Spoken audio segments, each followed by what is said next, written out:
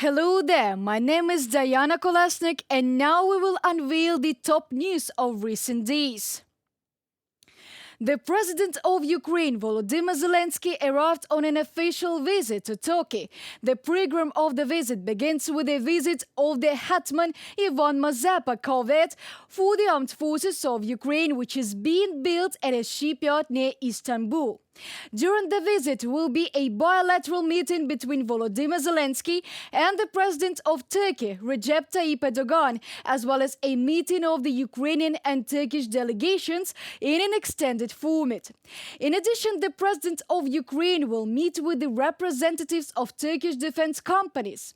During the visit of Ukrainian president to Turkey, the parties will discuss the peace formula, the organization of the peace summit, the safety of navigation in the Black Sea, global food stability, the release of Ukrainian captives and political prisoners held by Russia.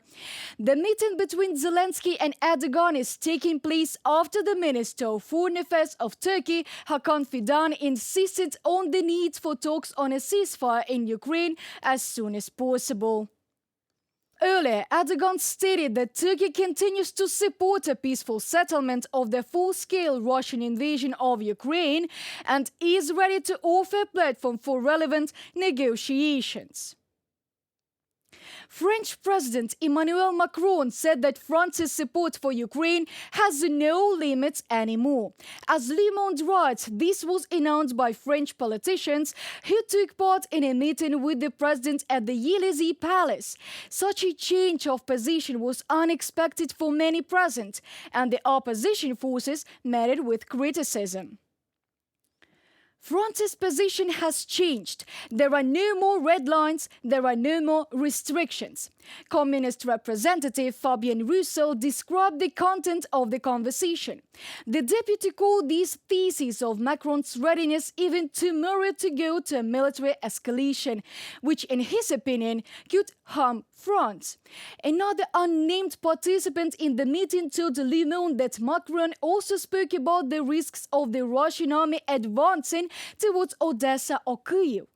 Under no circumstances should we allow Moscow to do this, the source quoted Macron as saying. It is unclear whether the French president himself said that there are no more red lines when it comes to supporting Ukraine. Nevertheless, it was precisely these words that, referring to Le Monde, were commented by Deputy Chairman of the Security Council of the Russian Federation, Dmitry Medvedev. This means that then Russia no longer has any red lines in relation to France, he wrote on the social network X.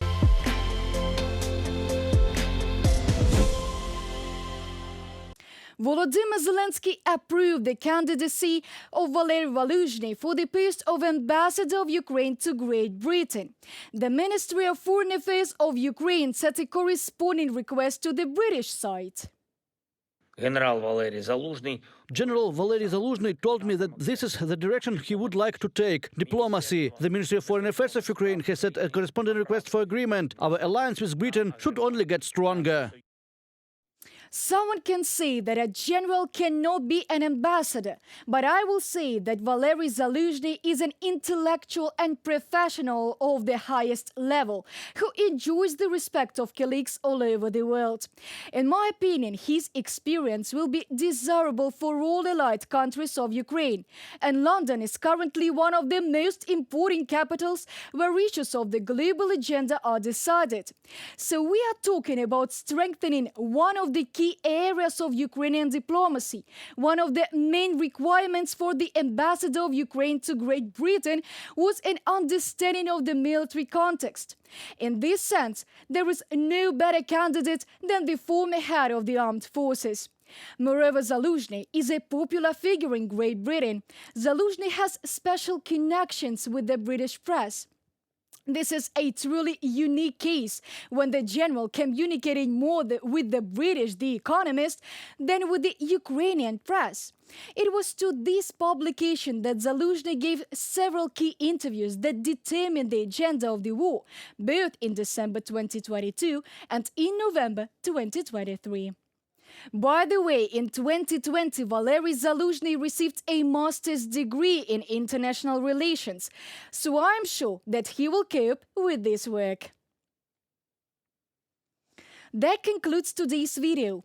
Thank you for watching. Stay updated. Comment, like and subscribe to our UATV English channel for more news from Ukraine. Your support really matters. Goodbye.